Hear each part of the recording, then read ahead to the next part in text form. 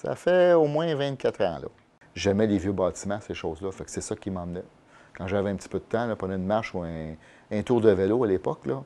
Puis on venait faire mon tour ici, là. J'aimais ça, rentrer à l'intérieur, là, comme il y a beaucoup de clients aujourd'hui viennent chercher leur farine à l'intérieur à cause de ça, à cause de l'ambiance aussi en même temps.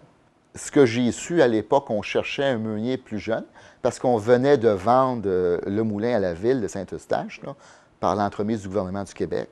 Et à partir de là, bien, ça prenait une continuité. Donc, Donat était là, mais il était quand même assez âgé au début. Donc, dans les faits contrats, ce que j'ai entendu dire, c'est qu'on cherchait quelqu'un de plus jeune pour prendre la suite. Donc, ça a été un dénommé Marino qui est venu ici. Donc, il a entendu parler de ça, puis il a réussi à avoir l'emploi. Puis lui a travaillé vraiment avec Donat, celui-là. OK? Parce que Donat, lui, est décédé en 1980. Donc, à partir de là, moi, je suis arrivé un petit peu plus tard. Là. Je suis arrivé, je crois, 5 ou 7 ans après. Là. Donc, à partir de là, 7 ans après. À partir de là, ça a été Luc Marino qui a été travaillé avec Donat. Et après ça, ben, il a décidé un bon matin de quitter. Il s'est en allé en rénovation du vieux bâtiment. Et à partir de là, ben, on a cherché un autre meunier. Et là, l'ancien meunier, ben, Marino, avait soumis mon nom sans que je le sache.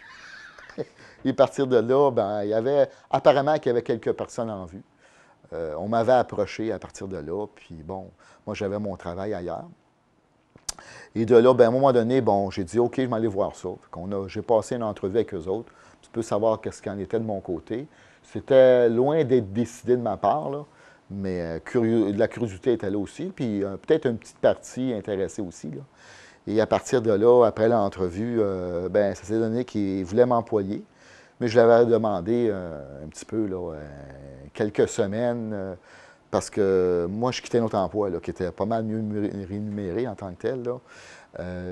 Et c'était une décision à prendre. Là. Fait que j'aime bien prendre des décisions, mais j'aime bien le prendre un petit peu de temps de réflexion à ça. Et c'est là qu'après quelques semaines, j'ai décidé, bon, j'ai dû m'en faire le pot. Donc, j'ai quitté mon autre emploi, je suis arrivé ici, tout simplement. Puis j'ai commencé tranquillement, là, à moudre, à faire le ménage. La première chose que j'ai faite ici, c'est du ménage. Là. OK? Puis graduellement, là, c'est ça. On s'est mis à apprendre le métier, puis ça a quand même bien été. Là. Bien, c'est certain, c'est Philippe Légaré. C'est une partie, c'est Luc Marino. Puis d'autres parties, c'est un petit peu l'intégrale de connaissances entre nous autres, qu'on se connaît quelques meuniers. À partir de là, ben, parce qu'à une certaine époque, on ne donnait pas les secrets de la minoterie. Hein? C'était conservé, c'était conservé entre ces gens-là. Là. Donc, c'est comme un petit peu le pouvoir.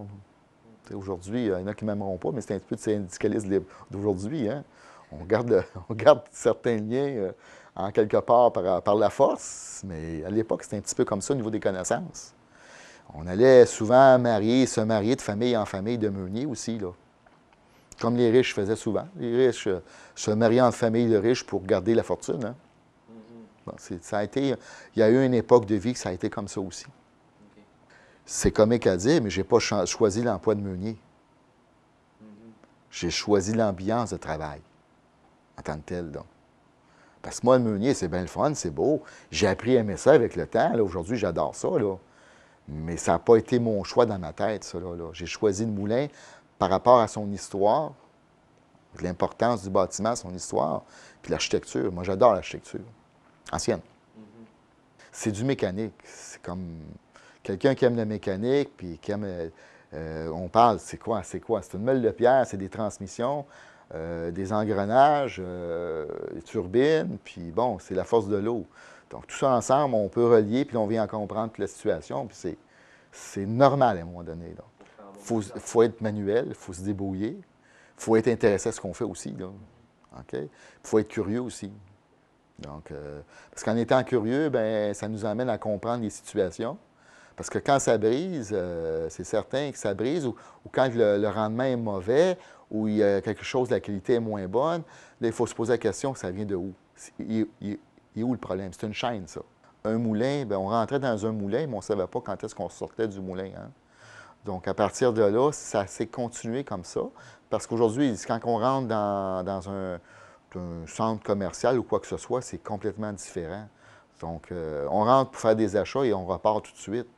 Dans un moulin, l'ambiance n'est pas pareille. Donc, on rentre, on a des clients qui vont sortir pratiquement tout de suite, il y en a d'autres qui peuvent rester une demi-heure à nous jaser ici, puis on continue notre travail pareil, là. Il n'y a aucun problème avec ça. Donc, à partir de là, on a des clients qui ont plus de jasettes que d'autres, puis on va parler un peu de tout, on a du plaisir. Ça fait partie du métier, ça fait partie du folklore, parce que les gens arrivaient ici avec des poches de grains, et de là, jasais, je donnais des nouvelles, ces choses-là, là. Parce que là, on parle d'une certaine époque, on part de loin, là. Donc, quand on vient au moulin, on ne vient pas tous les jours, là. Le moyen de transport n'est pas si facile. Donc, on arrive avec des poches, on fait moudre, puis on attend, puis on jase ceux qui sont là en même temps, là. Comme un petit peu de magasin général dans le temps. Je suis conscient que je suis chanceux aussi.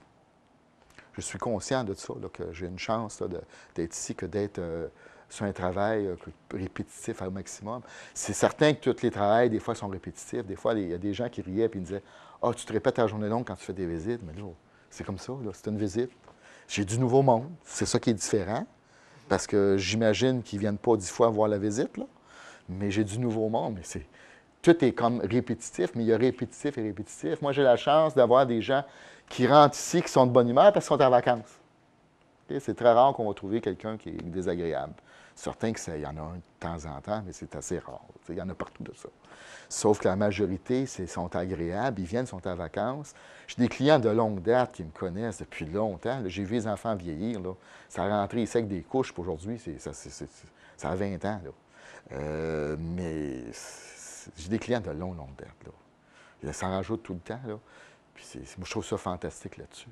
C'est un lieu extraordinaire. C'est comme je donne un exemple des fois, quand tu es policier, quand tu es appelé, c'est parce qu'il y a un problème. C'est rare que tu es appelé pour un party. Là. Ici, quand tu rentres, c'est soit tu viens prendre une visite, tu es de bonne humeur, tu te reposes, tu es en vacances, ou bien non, tu viens chercher une bonne farine. Tu aimes la farine du moulin. Donc, à partir de là, il n'y a pas de problème. Moi, les gens qui viennent ici, c'est pas moi qui leur fais une faveur, c'est d'autres qui me font une faveur en tant que tel. C'est le client qui fait vivre le moulin. C'est pas moi qui fais vivre le moulin. C'est le client. Contrairement à d'autres endroits qu'on peut dire, là. Mais moi, le client, il est important. Le client, il me dit souvent merci, mais je leur dis souvent aussi, dites-moi pas merci, c'est moi qui devrais vous dire merci. C'est vous qui venez nous encourager. Si on ne vous aurait pas, on serait fermé.